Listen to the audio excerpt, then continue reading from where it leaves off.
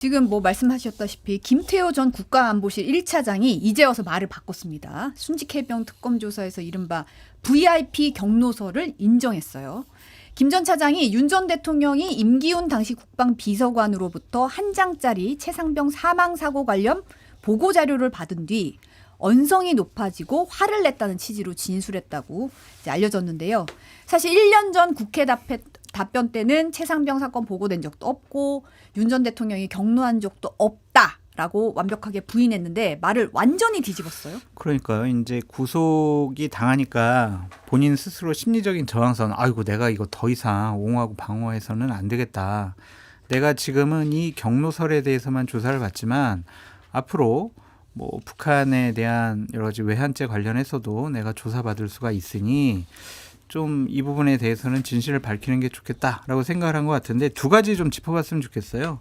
국회에서 답변을 했을 때랑 좀 다른 얘기잖아요. 이게 당시에 증인 선서를 하고 했는지 증인 선서 했으면 이게 위증으로 처벌하고 고발할 수가 있거든요. 그래서 그 당시에 그냥 참석해서 진술한 건지 증인 선서한 건지 좀 확인해가지고 국회에서 조치가 좀 필요하다라는 좀 생각이 들고 또 하나는 참 진술을 사실대로 얘기하면서도 부하 탓을 하네요. 결국에는 뭐 임 전 비서관에게 물어봤더니 대통령이 화낸 이유에 대해서 설명해 줬다. 임 전 비서관이 나중에 얘기해 줬기 때문에 내가 당시에는 몰랐다. 막 이런 식으로 빠져나가려고 하잖아요. 우리나라 최고의 뭐 안보 관련된 책임을 지고 있던 사람이 이런 식의 또 말을 바꾸고 당시에는 또 제대로 진술하지 않고 참 한심하고 부끄럽다. 근데 이런 분이요.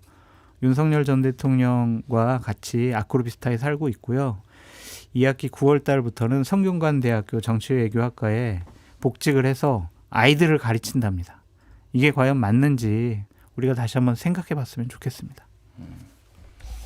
뭐 본인의 그거는 권리니까. 예, 근데 성균관대에서 계속 강의를 할 수 있을까 그 생각은 들어요. 예, 이분도 아마 수사를 받고 아마 재판을 받을 가능성이 있고 아마 내란 특검에서 이건 지금 최상병 특검이잖아요. 네. 지금 내란 특검에서 더 여러 가지로 지금 수사를 할 것 같아요. 사실은 정말로 비상계엄에 대해서 개입한 게 없느냐, 안보실에서 정말 몰랐느냐, 뭐 이런 것까지 확대를 할 것 같고 지금 아까 얘기했지만 이제 무인기 보낸 거 이런 것도 좀 조사가 될 것 같고 비겁하죠. 여기는 그러니까 그냥 이념 공동체가 아니라 진짜 이익 공동체 같아요. 예, 그래서 본인들이 이익이 이제 더 이상 되지 않으니까 윤석열은 이제 다 배신자라고 뭐 화도 내고 뭐 이들 놈 하나도 없다 뭐 이렇게 얘기를 하지만은 본인이 그렇게 대접을 했는데 이 사람들을 그런 생각이 듭니다. 그래서 뭐 아까 말씀드렸지만은 지금 한두 명이 아니잖아요. 강희구 부속실장 뭐 김성훈 차장부터 해가지고 이제 최근에 이제 여인영 방첩사령관도 재판 중에 울면서 내가 후회한다 뭐 이렇게 얘기를 하고 증인 신문도 거부한다고 그랬잖아요. 이제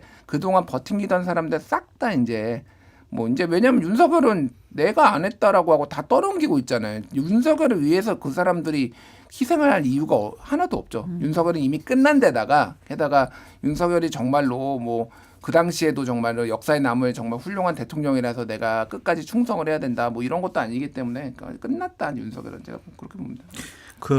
우리가 기억을 꼭 했으면 좋겠어요. 유튜브 같은 데를 보면은 이 사람들이 작년에 국정감사라든지 국회 나와서 했던 그 오만하고 교만한 답변 태도, 말투 그런 것들 우리가 꼭 기억을 해놨으면 좋겠습니다. 아무리 지금 울면서 잘못했어요라고 하더라도 반성하는 모습 보이더라도 권력을 잡았을 때 사람의 본성이 나오고 그 사람의 인성이 나오는 거거든요. 이런 사람들은 또 나중에 권력 잡으면은요 또 돌변할 수가 있어요. 그래서 그 당시 우리 화면들 이 사람들의 진술을 보면서 잊지 말자. 윤석열 정권 시절의 그 핵심 실세들. 우리 그런 생각 꼭 가졌으면 좋겠습니다. 참 아이러니하지만 어쨌든 최상병 사건이 있어서 수사 외압 의혹을 풀 이른바 VIP 경로설. 네. 김태호 전 차장의 진술로 신마리가 풀렸어요. 그렇죠. 사실은. 지금 뭐 오늘 오후에 당시 이제 대통령실 주재 수석 비서관 회의 참석자들 대상으로 조사를 계속 이어갈 텐데 오늘 오후에도 뭐 이충면 전 네. 대통령실 외교비서관 참고인 신문으로 소환해서 조사할 예정이라고 하고 이렇게 되면 사실은 김태호 전 차장은 지금 뭐 나라사랑님도 지적하셨지만 피의자 신분으로 이 진술을 한 거잖아요. 이렇게 되면 이 꼬리가 한 명이 이제 처음으로 인정을 했으니까 쭉쭉쭉 풀려나갈 것 같은데 보니까 조태열 전 장관도 소환할 방침이고 뭐 이종섭 전 장관 뭐 어떻게 도피 의혹에 대해서도 좀 들여다볼 것 같고 점점 수사는 아주 날카롭게 진행이 될 것 같아요. 근데 특검이 이거를 다 12월 달까지 다 조사를 할 수 있을까 막 그런 생각도 들어가지고 참 좀 걱정도 많이 됩니다. 지금 오늘도 막 압수수색 여러 군데 한다라고 하는데 압수수색하고 이제 소환 조사하고 이거를 다 제대로 할 수 있을까? 좀 더 보강이 필요할 수도 있지 않을까 그런 생각이 듭니다.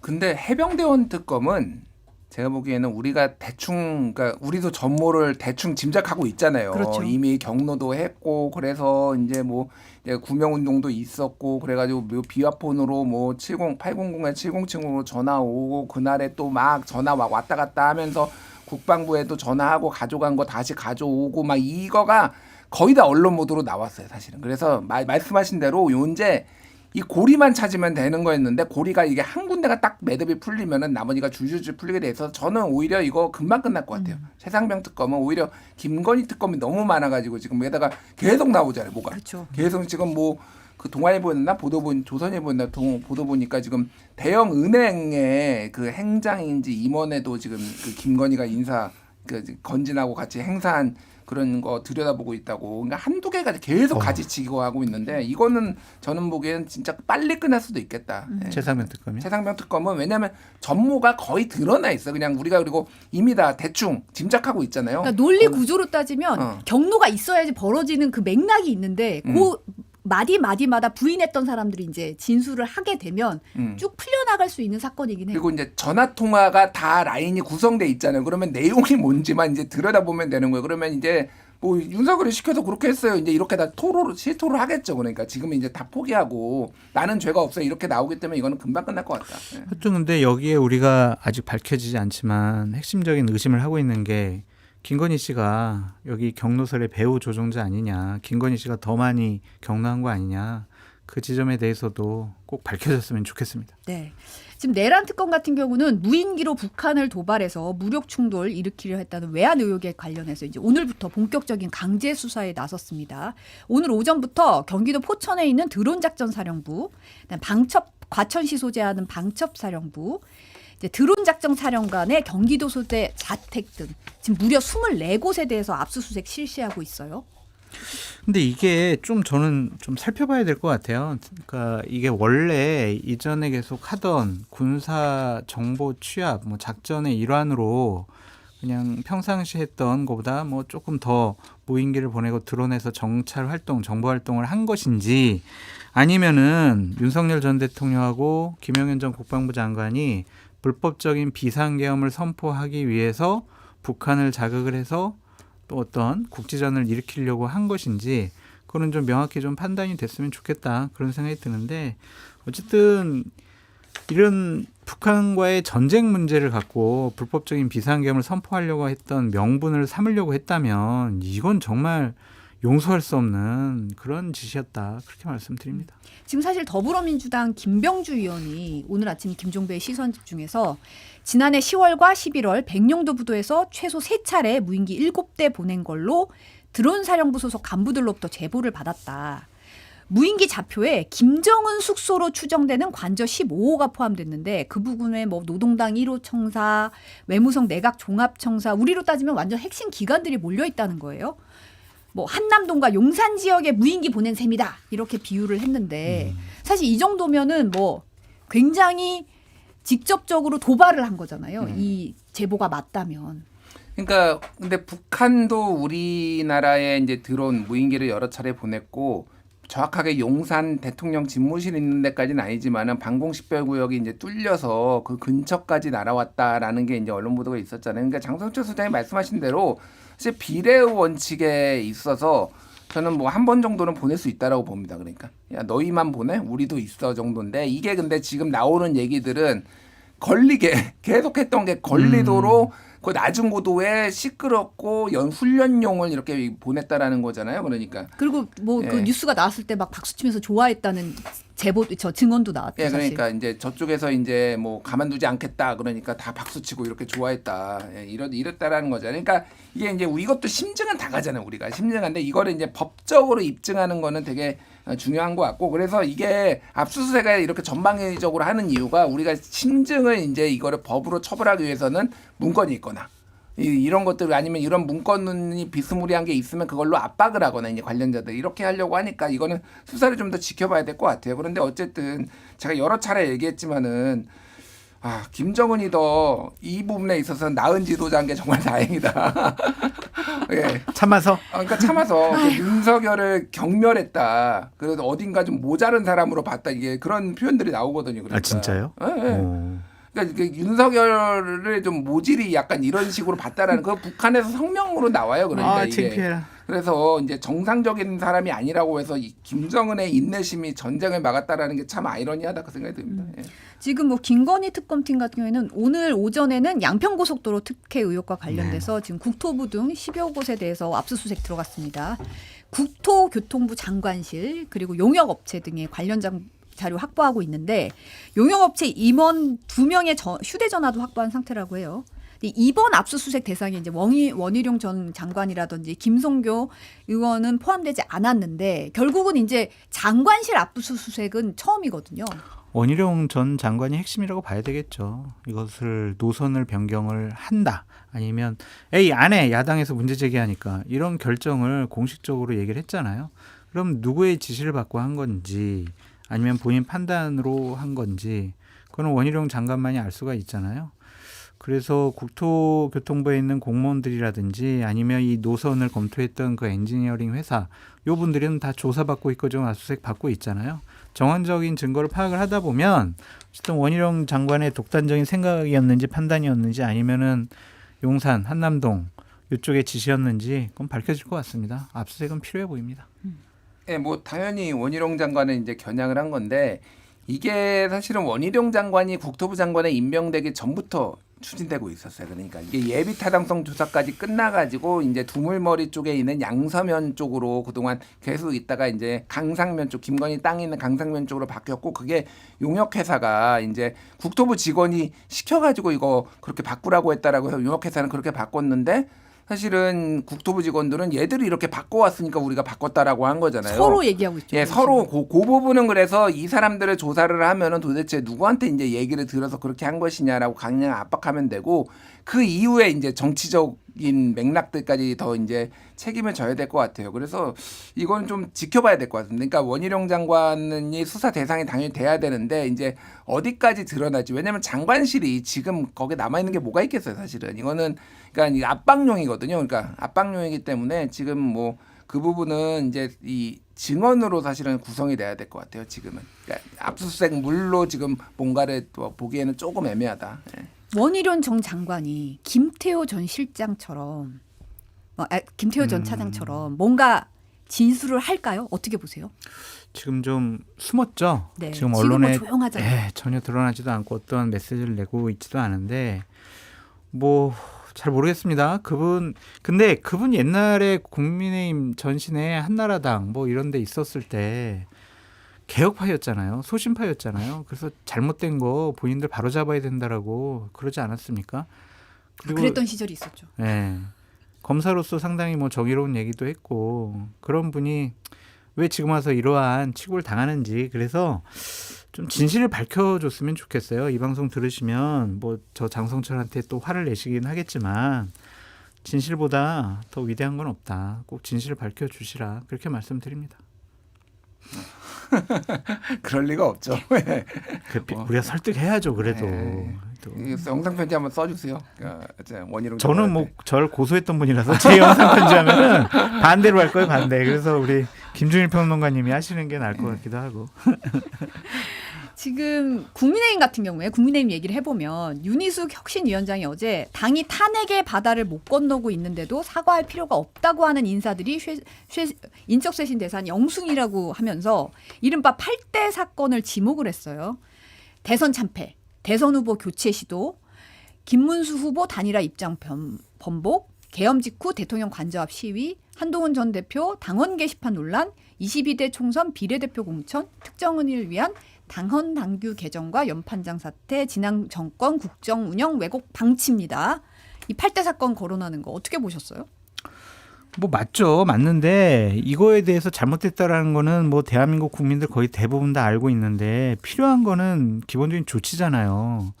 이 사람들이 사과를 하지 않는다면, 그리고 만약 그냥 사과만 했어요. 그럼 사과했으니까 됐어, 끝, 이럴 거예요. 그런 사람들은 인적 청산, 인적 쇄신을 해야 되겠죠. 근데 그런 것에 대한 명백한 본인의 의지라든지 아니면 목표를 얘기를 하지 않는 것을 보면 당에서 또 많이 반발을 할 것이고, 윤핵관들이나 뭐 영남권에 있는 의원들은 뭐 윤희숙 의원 배지도 아니고 본인들이 임명하다시피 한 혁신위원장이잖아요. 무시할 것 같아요. 그래서 무의미한 혁신위원회가 되지 않을까, 좀 그런 생각이 들고, 윤희숙 혁신위원장께 좀 부탁드리고 싶은 게 있어요. 혁신이라는 자리는 그 혁신위가 부여받은 그 권력과 권한이 있잖아요. 그것도 있지만은 윤희숙 위원장 스스로의 권위를 쌓아 나가는 것도 중요하다고 생각이 들거든요. 그래서 좀 말씀하고 메시지를 낼 때 보다도 정제된 그런 얘기를 하셨으면 좋겠고, 저는 이제 뭐 반팔 입고 나왔지만 윤희숙 위원장께서 막 얘기를 하시는 게 준비 없이 막 동네에서 어떤 뭐 부인들이 커피숍 가서 하는 것처럼 그냥 편한 옷을 입고 막 이렇게 얘기를 하시더라고요.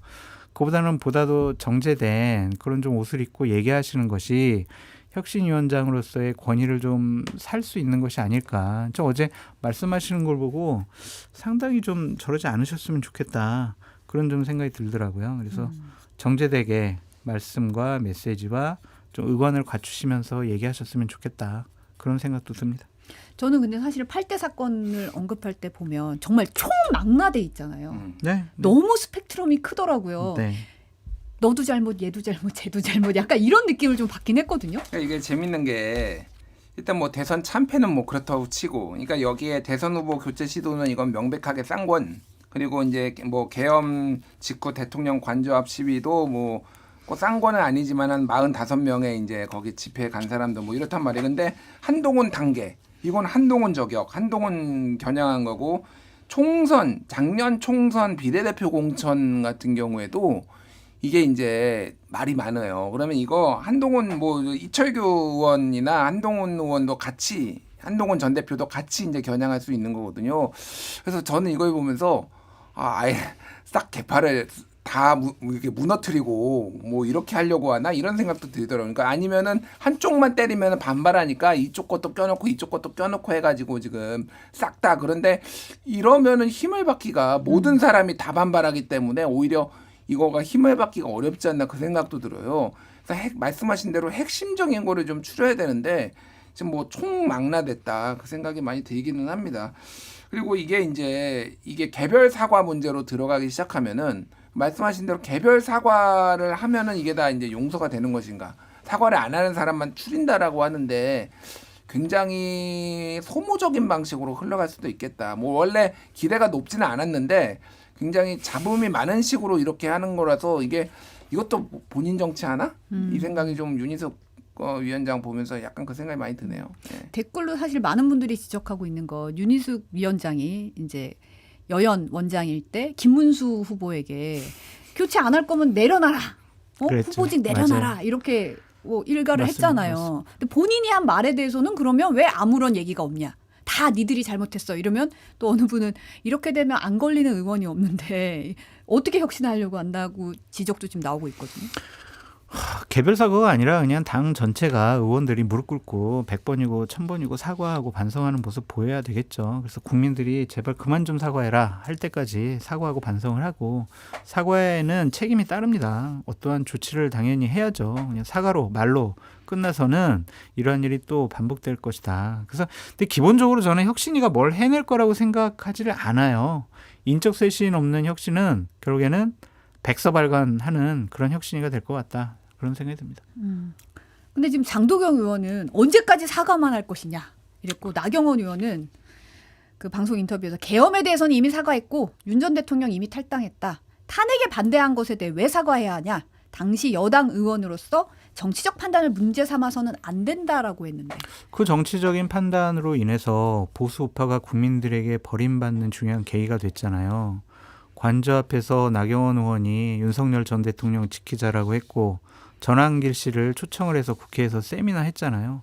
그러한 허무맹랑한 해괴망측한 행동을 했기 때문에 국민의힘과 보수파 진영이 국민들로부터 버림받았는데 그냥 사과 한번 했다라고 해서 끝날 문제는 아닌 것 같습니다. 사과를 했다라는 것 때문에 본인은 모든 책임으로부터 면제를 받았다. 그러니까 내가 당대표 선거에 나갈래. 그러면서 상당히 메시지나 목소리를 많이 내고 있잖아요. 그러면 또다시 이전에 했던 게 그대로 할 것 같단 말이에요. 그러니까 이런 분들이 인적 쇄신이 되어야지 국민의힘이 한 걸음 앞으로 나갈 수가 있지. 계속 이분들은 자신이 과거에 했던 과오들을 그냥 미화시키고 합리화시킬 거란 말이에요. 그러면 국민의힘은 한 발자국도 나갈 수는 없죠.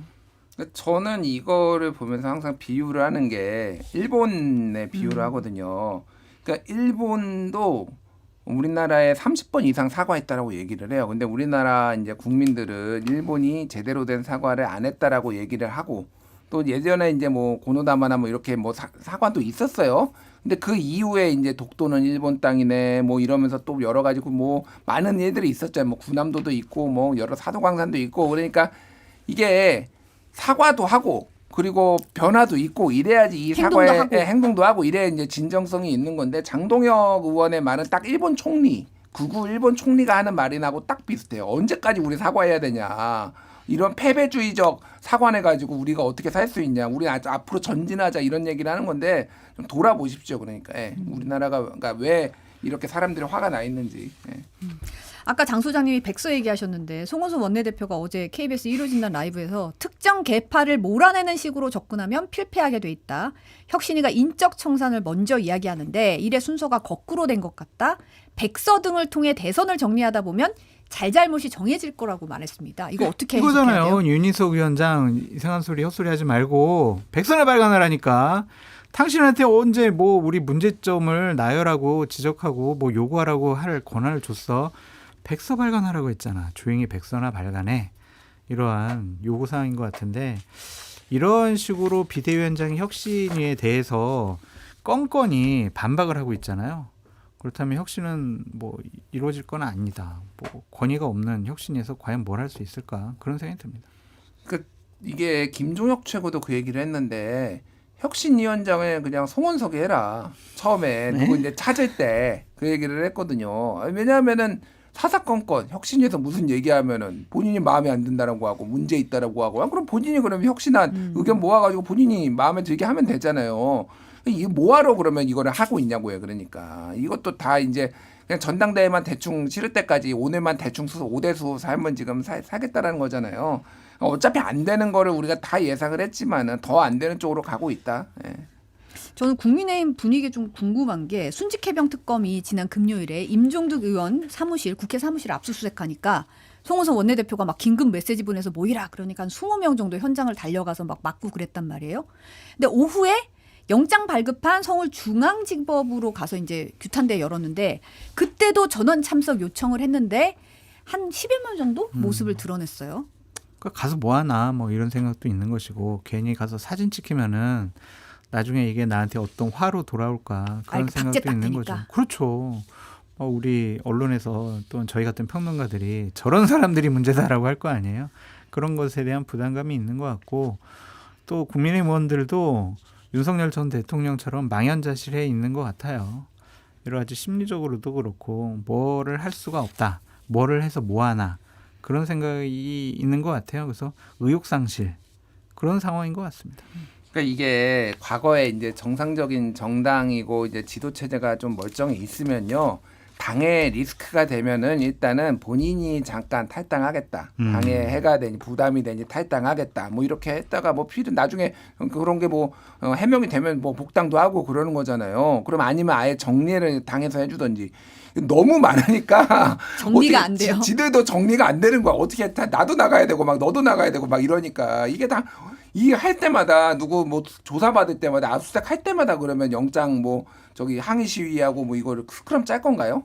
그러니까 답이 안 나오는 행동을 지금 하고 있다 국힘이 지금 여론이 안 좋잖아요. 그러니까 안 좋으니까 이렇게 안 나가는 거 아니에요, 솔직히. 임종도 그러면 수사해야죠. 그러면 수사 안 합니까? 그러면은 1차장, 2차장인데, 그러니까 뭐 이거는 답이 없는 문제예요. 그러니까. 예. 송원석 비대위원장 겸 원내대표가 지난 탄핵 과정 중 윤석열 전 대통령 체포할 때 뭔 일을 했는지 그것만 보면은 왜 국민의힘이 혁신 그리고 쇄신, 인적 쇄신에 이렇게 강한 알레르기적인 반응 보이는지 알 수가 있는 거죠. 제가 용기 있게 뭐 얘기를 하면은 송은석 비대위원장 같은 분이 인적 쇄신의 대상자라고 저는 생각을 하거든요. 관저 앞에서 공수처에 체포영장을 막으려고 했던 45인의 결사대 있잖아요. 저도 그분들은요, 염치가 있으면은 어떠한 메시지를 내거나 무엇을 하겠다라고 하면 안 돼요. 그분들은 뒤로 물러나거나 김준일 평론가님 말씀처럼 뭐 탈당을 하거나 정치 이제 그만하겠다는 선언이 나와야 되는데 자기네들이 모셨던 보스가 탄핵당하고 구속까지 된 상황에서도 아무도 그런 생각 안 하잖아요. 그러니까 그런 사람들에게 뭘 우리가 기대를 할 수 있겠어요. 그래서 앞으로도 혁신이 얘기는 계속 하겠지만 결국에 아무것도 안 돼요. 그래서 기대를 하지 않는 게 좋습니다. 지금 이번 주가 이제 인사청문회 몰려있는 슈퍼위크, 이른바 슈퍼위크가 시작이 됐는데 오늘은 강선우 여가부 장관 후보자, 배경은 과기정통부 장관 후보자, 전재수 해수부 장관 후보자, 정동연 통일부 장관 후보자의 청문회가 이제 진행되고 있습니다. 강선우 후보자 청문회가 아무래도 가장 주목이 되는데 뭐 시작부터 충돌해서 정해 뭐 15분 만에 정해됐다가 다시 시작이 됐거든요. 어디에 주목하셨습니까? 그 강선우 후보자에 대한 이제 보좌진에 대한 갑질 의혹 뭐 여러 가지 일들이 막 제보도 되고 언론에 보도가 많이 됐잖아요. 본인은 뭐 아니라고 하고 제보한 보좌진들 한 2명을 또 법적 조치하겠다라고 하고 있고 여러 가지 입막음을 하고 있는데 이게 한두 달이 된 게 아니에요. 그냥 상당히 오래전부터 국회 보좌진들의 페이스북 거기에 계속 논란이 됐던 부분이거든요. 그런 논란에 대해서 아니라고 하기에는 보좌진들의 육성 증언 문자가 나와 있기 때문에 그러냐 아니라고 하기에는 너무 이건 좀 무책임한 것 같다라는 좀 생각이 들고 민주당 같은 경우에는 그런 보좌진들 또 증인으로 채택도 안 시켰잖아요.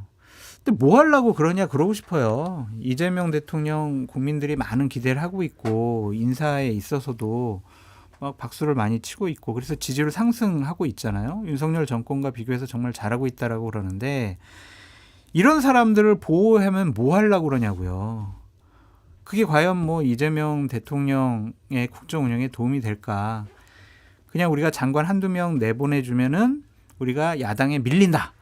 그런 차원으로 접근 안 하셨으면 좋겠어요. 도덕적인 윤리적인 법적인 기준이 본인들이 야당이었을 때 그때 기준으로 되돌아가서 얘기를 했으면 좋겠습니다. 강선우 같은 사람을 윤석열 정권에서 장관 후보자로 이렇게 내세웠으면은 과연 그때 야당인 민주당 의원들이 저 정도는 뭐 할 수 있지. 김병기 원내대표가 얘기하는 것처럼 보좌진이 좀 이상할 수 있어. 문제야. 이런 식으로 얘기할 수 있겠냐고요. 그래서 민주당 진영의 그런 이재명 대통령이 아니잖아요. 그래서 이런 분들 논란이 생기면 국민 눈높이에 맞지 않으면 과감하게 정리하시라. 뭐 신도 아닌데 우리가 뭐 모든 걸 다 잘할 수 있다고 생각하지 않습니다. 근데 과거에 했던 자신들의 얘기들, 주장들 그것과 좀 모순되는 행동과 주장은 안 했으면 좋겠다. 그런 생각이 듭니다. 다만 강선우 후보자가 청문회에서 법적 조치한 바가 없다라고 하겠다고 보도가 나왔었잖아요. 네, 보도는 나왔는데 네. 그 언론 보도에 대해서 부인을 했어요. 자기는 지금 하지 않았다. 그거에 대해서 이제 반박 보도도 나왔어요. 네. 그러니까 2명의 보좌관에 대해서 법적 조치를 하겠다라고 메시지 형태로 이렇게 나간 거를 보고 언론이 썼는데 그거를 또 언론이 잘못 썼다. 그 언론에 대해서 조치를 하겠다라고 했는데 그거는 좀 말이 안 되고 제가 보니까 그러니까 그런 것 같아요. 그러니까 이게 저는 항상 역지사지를 좀 생각해 봐요. 그러니까 이게 국민의힘 쪽이나 반대 다른 정당이 잡았을 때 이거를 어떻게 봐야 될 것이냐. 뭐 의혹뿐이다라고 얘기를 하는데 강선우 의원 이 얘기는 사실 여의도에는 어느 정도 좀 얘기가 있었습니다. 그러니까 그렇죠. 이건 강선우 의원뿐만이 아니라 희한하게 이게 그러니까 채용 공고가 많이 올라오는 방이 있어요. 네, 그게 강선우 의원도 제가 실명이니까 걸어 안 하 그분들이 또 고소할까봐. 근데 국힘이든 민주당이든 희한하게 많은 데가 있고 이게 어떤 식으로 하냐면은요 의원이 직접 나서지 않아요. 수석 비서관 보통은 수석 비서관이 일종의 괴롭힘을 합니다. 그게 다른 제 아는 사람도 기자 출신인데 한번 들어갔다가 괴롭힘으로 이렇게 나온 적이 있어요. 그러니까 여기가 강선우 의원실이 아니라. 그러니까 별 희한한 걸로 해가지고 이게 교체가 자주 되는 데는 이유가 있습니다. 그러면은 뭐 이런 거고 지금 뭐 어디까지 사실인지는 모르겠지만은 지금 아주 구체적인 증언인데 취업도 못하게 했다라고 압력까지 넣었다라는 거예요. 중앙일보 이거는 보도, 예, 중앙일보 보도죠. 보도 예. 굉장한 갑질이죠. 그리고 그런 거 뭐 태움 같은 거 못하게 하겠다라고 본인이 법안 발의도 하신 분이 이제 강선우 의원이에요. 그래서 이진숙 후보자도 마찬가지고 본인이 뭐 교육 격차를 해소하겠다라고 하면서 본인 딸 2명은 다 미국에다가 버지니아 쪽에 보내고 심지어 중학교 때는 가면 안 되는데 법 위반인데 보내고 이런 내로남불의 사례가 있고 강선우 의원도 제가 보기엔 문제가 있다. 그러니까 윤석열이 망한 이유는 밀리면 끝장이다라고 단 한 명도 안 하겠다라고 하다가 그렇게 야당하고 싸우다가 망했거든요. 예. 반면교사를 좀 삼아야 된다 그 생각이 듭니다. 저는. 예. 지금 사실 이제 우상호 대통령실 정부수석이 오늘 아침 김종배의 시선 집중에서 어떤 경우는 국민들 눈높이에 안 맞는 일도 있었구나 하는 그런 분들도 있다. 청문회가 끝난 이후에 국민 여론을 종합적으로 검토해볼 생각이라고 밝혔고요. 더불어민주당 진성준 정책위 의장도 어제 KBS 일요진단 라이브에서 누구를 지목하지는 않았지만 청문회에서 소명을 들어보고 납득이 안 되면 심각하게 고려할 바가 있을 것이라고 했습니다. 고려 잘 하셨으면 좋겠어요. 이런 생각 가졌으면 좋겠다라는 좀 생각이 들고 보좌진에게 좀 갑질을 한다든지 이제 이진숙 교육부 장관 후보자 같은 경우에는 여러 부적절한 얘기들이 계속 나오고 있잖아요. 그런 것이 과연 이재명 정권 처음 출발한 것에 대한 도움이 될까 좀 신중하게 생각을 하셨으면 좋겠고 만약 이거를 밀고 나간다. 뭐 소명이 됐다라고 생각을 하면서 밀고 나가게 되면 이재명 정권 초창기에 저는 흠이 없다라고 얘기를 했는데 흠과 틈이 생기는 것이 아니냐 좀 그런 생각이 듭니다. 그래서 이것이 하나의 전조, 징조 증상이 될 수 있기 때문에 합리적인 판단, 본인들이 야당이다라고 생각을 하시고 이거는 국민의 눈높이에 맞는 해결책을 제시하시면 좋을 것 같습니다. 국정수행 지지율이 제일 중요할 것 같아요. 제가 보니까 이분들 우상호 정무수석이나 뭐 당에서도 그러니까 지금 어쨌든 대통령 취임하고 나서 6주 연속 지금 다 올랐거든요. 국정수행 지지율이. 근데 이게 만약에 이번 주에 나오는 거나 다음 주 주초에 나오는 게 꺾인다라고 하면은 이거는 인사청문회 이번 주는 그냥 인사청문회 주간이거든요. 이게 영향이 매우 좋다라고 하면은 아마 조치가 있지 않을까 그 생각이 들어요. 결국은 여론이 중요하다. 여론이 중요하죠. 네. 그런데 뭐 이 강선우, 이진숙 이 두 후보자 때문에 뭐 이재명 대통령 지지율이 막 대폭 하락하고 꺾이고 기대가 그러진 않을 것 같아요. 그것이 아니더라도 잘못됐잖아요. 잘못된 거를 어떻게 그냥 그대로 밀고 나가시려고 합니까? 그러니까 지금 뭐 민주당 의원들이 청문회에서 피켓 같은 거 이제 노트북에다 붙여서 내란 정당 아웃, 발목 잡기 스탑 이러한 이제 스티커를 붙였다고 하는데 내란 정당 아웃 시키는 거 오케이 좋아요. 근데 이렇게 후보자들에 대해서 검증 차원에서 문제 제기하는 것을 발목 잡기라고 얘기하시는 것은 좀 무리가 있지 않나 그런 생각이 듭니다.